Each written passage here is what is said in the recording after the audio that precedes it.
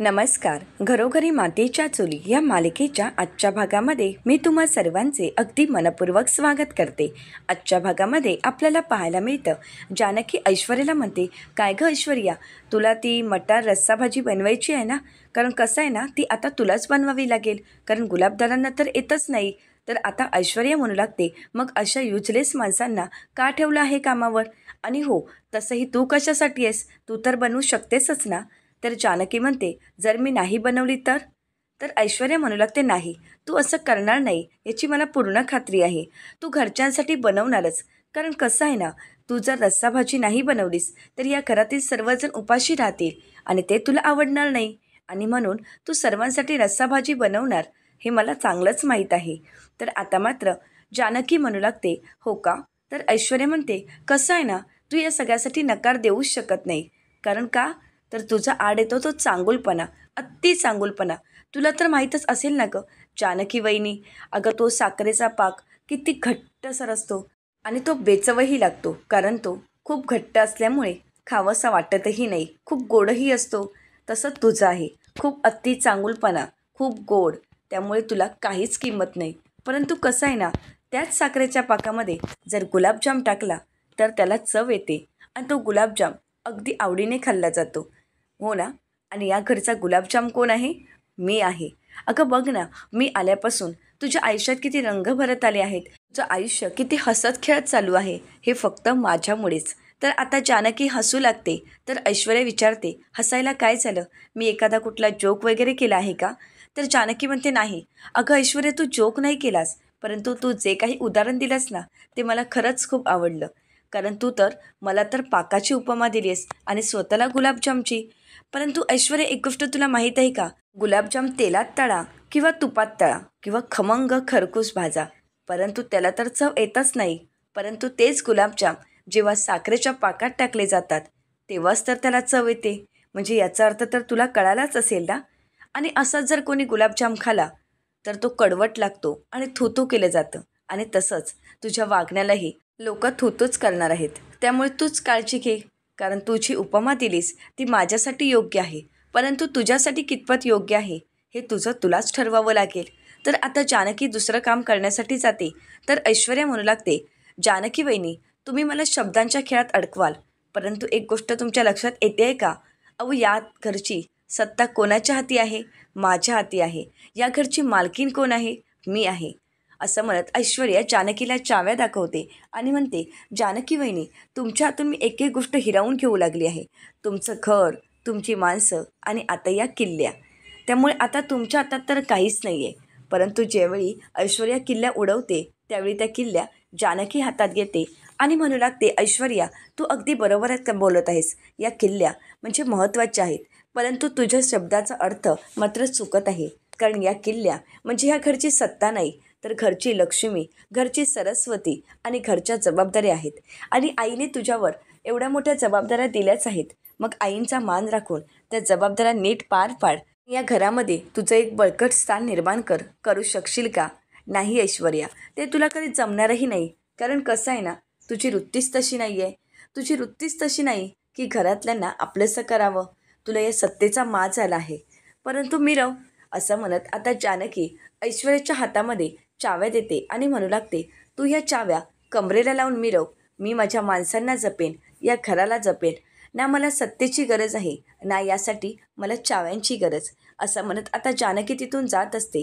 तर पुन्हा एकदा जानकी मागे वळते आणि ऐश्वर्याला म्हणते, काय गं ऐश्वर्या, नानांचं मृत्यूपत्र तूच बदललंस ना?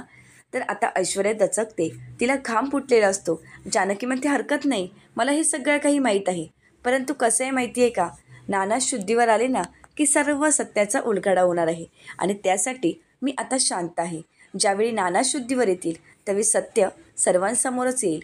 असं म्हणत आता जानकी तिथून निघून जाते. परंतु ऐश्वर्याचा चांगलाच जळफळाट होत असतो. परंतु जानकीच्या या बोलण्याने ऐश्वर्याचा माज काही उतरत नाही. आता किल्ल्या हातात घेऊन मिरवतच ऐश्वर्या तिच्या रूममध्ये येते. किल्ल्या हातात मिळाल्याचा ऐश्वर्याला खूप आनंद वाटत असतो. तिचा आनंद काही गगनात मावत नसतो. आता ऐश्वर्याची चौकशी करण्यासाठी ऐश्वर्याच्या डॅडने म्हणजे सयाजीरावांनी फोन केलेला असतो. तर ते विचारू लागतात, काय मग ऐश्वर्या बेटा, सगळं काही ठीक चालू आहे ना? तर ऐश्वर्या खुश होत म्हणते, ठीक, एकदम मस्त चालू आहे. तुम्हाला माहीत आहे का, नानासाहेब रणदिवे यांचा आशीर्वाद बंगला, त्यांचं आशीर्वाद नावाचं असणारं घर आज माझ्या ताब्यात आहे. मी त्या घराची मालकीण आहे आणि आज त्या किल्ल्या माझ्या ताब्यात आहेत. तर आता सयाजीराव म्हणू लागतात, आपला पॅटर्नच वेगळा आहे. आपण जे केलं ते आर आणि पार केलं आहे. त्यामुळे आता आपल्याला कोणीच अडवू शकत नाही. आणि तसंही नानासाहेब रणदिवे आता उठणं शक्यच नाही. तर आता सयाजीराव म्हणतात, ते अगदी बरोबर आहे. नाण्या आता उठेल तर तो 4 जणांच्या खांद्यावरून जाण्यासाठीच, नाहीतर काही नाण्या आता उठणं शक्यच नाही आहे. तर आता ऐश्वर्याला खूप आनंद झालेला असतो. ऐश्वर्या म्हणू लागते, डॅड आता सगळं काही आपल्या मनासारखंच होणार आहे. तर सयाजीराव ऐश्वर्याचं कौतुक करत म्हणतात, ऐश्वर्या, मला तर तुझा खूप अभिमान वाटतो बेटा. अगं, तुझ्यासारखीच मुलगी मला हवी होती, अगदी वाघेरीसारखी, समोरच्या व्यक्तीवर झडप घालणारी. तर ऐश्वर्या सयाजीरावांना म्हणते, डॅड, कसं आहे ना, ज्या वयामध्ये मुली भातुकली खेळतात त्याच वयामध्ये मी तुमच्या मांडीवर बसून राजकारण खेळायला शिकली आहे. आणि हीच राजकारण्याची मुलगी आता एका कुटुंबाला कसं उद्ध्वस्त करते, कसं धुळीस मिळवते ते तुम्ही पाहतच राहा. एका राजकारणी मुलीला डिवचण्याचे परिणाम काय होऊ शकतात हे लवकरच रणदिवे कुटुंबाला कळणार आहे. कारण आता मी रणदिवे कुटुंबांना सहजासहजी सोडणार नाही. त्यांना त्यांच्या पापाची, त्यांनी केलेल्या माझ्या अपमानाची शिक्षा मी देणारच आहे. तर आता ऐश्वर्या म्हणते, चला तर डॅड, मी आता ठेवू का फोन? आणि इथली काळजी अजिबातच करू नका, इथे सर्व काही ठीक आहे. तर आता सयाजीराव ऐश्वर्याला म्हणतात, थांब बेटा, अगं शहाणे वकील माझ्या समोरच बसले आहेत, मी फोन स्पीकरवर ठेवतो, बोल त्यांच्याशी, काही त्यांना सांगायचं असेल तर. तर आता ऐश्वर्याचा फोन सयाजीराव स्पीकरवर ठेवतात. तर शहाणे वकील मात्र पूर्णपणे घाबरून गेलेले असतात. आता ऐश्वर्या सयाजीरावांना म्हणते, त्यांना म्हणावं, तोंड जसं बंद ठेवलं आहे तसंच बंद ठेवा आणि तोंड जर उघडलं तर त्यामध्ये तुळशीपत्र घालून या जगाचा निरोप द्यायला लावेल, एवढं मात्र कायम लक्षात ठेवा. आता जसे गप्प आहात तसेच गप्प राहायचं आहे. कोणाला काही सांगायची काहीच गरज नाही. कळालंच असेल त्यांना. तर सयाजीराव म्हणतात, बेटा तू काळजी करू नकोस, त्यांच्या सगळं काही लक्षात आलं आहे आणि ते आता काही झालं तरी तोंड उघडणार नाही. तू काळजी करू नकोस बेटा, आता शहाणे वकील अगदी शहाण्यासारखेच वागतील. असं म्हणत आता सयाजीराव ऐश्वर्याचा फोन ठेवतात. तर त्यानंतर सयाजीराव म्हणू लागतात, ऐश्वर्या काय म्हणाली हे तर तुम्हाला कळालंच असेल, परंतु तुम्ही आमचं एवढं मोठं काम केलं, मग त्या बदल्यात तुम्हाला काहीतरी हवंच असेल ना, बोला किती पैसा हवा आहे, तुम्ही सांगाल तेवढा पैसा मी द्यायला तयार आहे. परंतु शहाणे वकील काहीच बोलत नसतात. तर सयाजीराव म्हणतात, मग काय झालंय, फॉरेन ट्रिपला जायचं आहे का जज मॅडमना घेऊन? तसं असेल तर तसं, त्याही मी तिकीट द्यायला तयार आहे. तर शहाणे वकील म्हणतात, नाही, मला काहीच नको आहे, कारण तुम्ही जे काही करायला सांगितलं त्यामुळे माझी मान शर्मेने खाली गेली आहे. आत्तापर्यंत मी कधीही असं वागलं नव्हतं आणि नानासाहेबांना फसवलंही नव्हतं, परंतु आयुष्यात पहिल्यांदा मी नानासाहेब रणदिवेंना फसवलं आहे आणि ही गोष्ट मी कधीही विसरू शकणार नाही. तर आता सयाजीराव म्हणतात, ही गोष्ट तुम्हाला विसरावीच लागेल शहाणे वकील, कारण यापुढे तोंड बंद ठेवायचं आहे. तर आता शहाणे वकील म्हणतात, परंतु जर नानासाहेब रणदिवे शुद्धीवर आले तर आता सयाजीराव म्हणतात, ते कधीही शक्य नाही, कारण ते कधीही शुद्धीवर येणार नाहीत याची मला पूर्ण खात्री आहे. त्यामुळे तू आता काळजी करू नकोस, कारण नानासाहेब रणदिवे कधीही शुद्धीवर येणार नाहीत. त्यामुळे आता तोंड बंद ठेवायचं, हे पैसे घ्यायचे आणि गप्प राहायचं. असं म्हणत सयाजीरावांनी शहाणे वकिलांच्या तोंडावर पैसे फेकलेले असतात. तर दुसरीकडे पाहायला मिळतं, अवंतिका सौमित्राला म्हणते, एक मिनिट सौमी, अरे आता असं अचानक घरी जायचं म्हणजे तू असं का बोलत आहेस? तुला तर माहीतच आहे ना की आपली इथे किती कामं आहेत, तुझ्या कोर्ट केसेस आहेत, माझी कामं आहेत, आणि ही सर्व कामं सोडून आपण असं अचानक घरी कसे जाणार आहोत? तर सौमित्र अवंतिकाला म्हणतो, अवंतिका, आपल्याला जावंच लागणार आहे, आपलं काम तिथे खूप महत्त्वाचं आहे, कारण घरच्यांना आता आपली गरज आहे. तर अवंतिका म्हणते, परंतु सौमित्र? तर सौमित्र म्हणतो, हो अवंतिका, मला माहीत आहेत की आपली कामं आहेत, परंतु घरच्यापेक्षा आपल्याला काहीच महत्त्व नाही. आज आपल्या घरच्यांना आपली गरज आहे. आणि तसंही आज ज्यावेळी व्हील वाचन झालं होतं त्यावेळी मी चिडून फोन ठेवला, तेव्हा मला अंदाज आला होता की नक्की काय घडलं आहे. तर अवंतिका सौमित्राला विचारते, सौमित्राचं काय झालं आहे की तुला एवढं टेन्शन आलं आहे? तर सौमित्र म्हणू लागतो, अवंतिका, आज जे व्हीलचं वाचन झालं होतं ते व्हील खोटं आहे असं मला तरी वाटत आहे. माझा त्या व्हीलवरच डाऊट आहे आणि म्हणूनच मला असं वाटत आहे की आपण आता घरी जायला हवं. तर अवंतिका म्हणते, परंतु आपली कामं? तर सौमित्र म्हणतो, अगं तुझ्या डॅडची जिथे फर्म आहेच ना, मग आपण तिथूनही काम करू शकतो. अवंतिका प्लीज. तर अवंतिका म्हणते, बरं ठीक आहे. तर आता सौमित्र म्हणू लागतो, चालेल मी बॅग पॅक करायला घेतो, आपण लगेच निघायचं आहे. अवंतिका म्हणते, थांब सौमित्र, अरे काय चाललं आहे तुझं? आपण असं अचानक निघाऊया म्हणजे? नाही सौमी, असं आपण अचानक नाही निघू शकत आणि रात्रीची वेळ आहे, रात्रीचा प्रवास करणं योग्य नाही. आपण उद्या सकाळी निवांत जाऊ ना. आता सौमी म्हणू लागतो, ठीक आहे तुला वाटेल तसं. आता मात्र अवंतिका तिथून निघून जाते. तर सौमित्र मनाशीच म्हणतो, दादा वहिनी आता काळजी करू नका, मी तिथे येत आहे आणि मी आल्यावर तुम्हाला एकटं पडू देणार नाही आणि तुमच्यासोबत मी आहे. ही लढाई आपली आहे. तर दुसरीकडे पाहायला मिळतं, सुमित्राताई नानांचा हात हातात घेतात आणि म्हणू लागतात, अहो उठा ना, तुमची ही अवस्था मी नाही पाहू शकत. अहो तुम्हाला आठवतंय का, जेव्हा मी घरामध्ये फरसबीची भाजी बनवायची त्यावेळी सर्वजण नाका मुरडायचा. कुठल्याच मुलांना फरसबीची भाजी कधी आवडलीच नाही. शरू, ऋषी, सारंग, सौमित्र सर्वजण जेवण जेवायचे नाही आणि मग तुम्ही काय करायचा, त्या सर्वांनाच बिर्याणी खाण्यासाठी घेऊन जायचा. आणि तेव्हा मी काय म्हणायचे आठवतं का, जा आता तुम्हाला बिर्याणी खायची आहे ना, खा, जेवढी मजा मारून घ्यायची आहे तेवढी मज्जा करा. परंतु त्यानंतर माझ्या सुना आल्या ना की तुमची साथ देणार नाही, तर त्या माझ्या पाठीशी अगदी खंबीरपणे उभ्या असतील. आता सुनाही आले आहेत, परंतु तरीसुद्धा मी एकटीच आहे. मला खरंच काही कळत नाही, यामध्ये कोणाची चूक आहे, कोण बरोबर आहे, काहीच कळत नाही. गेली 10 वर्ष जानकीने या घराचा कारभार अगदी नीट सांभाळला आहे, परंतु हल्ली तिचं रूप मात्र विचित्रच बघायला मिळत आहे. आणि ऐश्वर्या घरामध्ये आली खरी, परंतु ऐश्वर्या काय वागत आहे, तिच्या मनात नक्की काय चालू आहे, हे माझं कधी मला कळालंच नाही. खरंच मी कुठे चुकते आहे का या सुनांना समजून घेण्यामध्ये? आता 2-2 सुना खरी आहेत, परंतु मी मात्र अशी एकटीच पडली आहे आणि मला गरज आहे ती तुमची. आणि म्हणूनच अहो उठा ना, तुम्ही माझ्यावर रागवा, माझ्यावर चिडा, परंतु उठा. परंतु काही नानासाहेब शुद्धीवर येत नसतात आणि म्हणूनच सुमित्राताई आता देवी आईला हात जोडतात आणि म्हणतात, देवी आई, मी जर माझ्या आयुष्यात काही पुण्य कमावलं असेल तर त्या पुण्याचा प्रत्यय तू मला देशील, यांना शुद्ध येईल. आता सुमित्राताईंची प्रार्थना ऐकून देवी आईने त्यांना कौलही दिलेला असतो. आता नाना हालचाल करू लागतात, त्या शुद्धीवर येऊ लागतात. आता मात्र सुमित्राताईंना खूप आनंद झालेला असतो. सुमित्राताईंचा आनंद काही गगनात मावत नसतो. सुमित्राताई म्हणतात, अहो तुम्ही शुद्धीवर आलात. तर नाना सुमित्राताईंना हळूहळू का होईना परंतु हाक मारतात.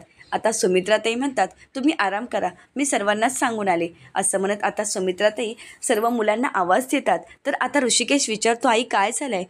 ऋषिकेश, सारंग सर्वजण घाबरलेले असतात. तर आता सुमित्राताई म्हणतात, नाना शुद्धीवर आले आहेत. आता हे ऐकल्यानंतर सर्वांचाच आनंद काही गगनात मावत नसतो, परंतु ऐश्वर्याच्या चेहऱ्याचा मात्र रंग उडालेला असतो.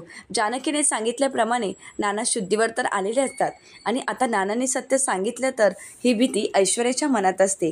तर आता सर्वजण नानांना भेटण्यासाठी त्यांच्या रूममध्ये जातात.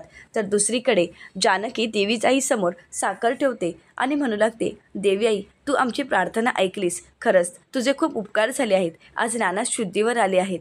असं म्हणत आता जानकी नानांना भेटण्यासाठी त्यांच्या रूमच्या दिशेने येते. तर ऐश्वर्या तिथेच असते. आता ऐश्वर्या मात्र खूप घाबरून गेलेली असते. आता जानकी ऐश्वर्याला म्हणते, काय मग याच जिन्यावरून नानांना खाली ढकललं होतंस ना?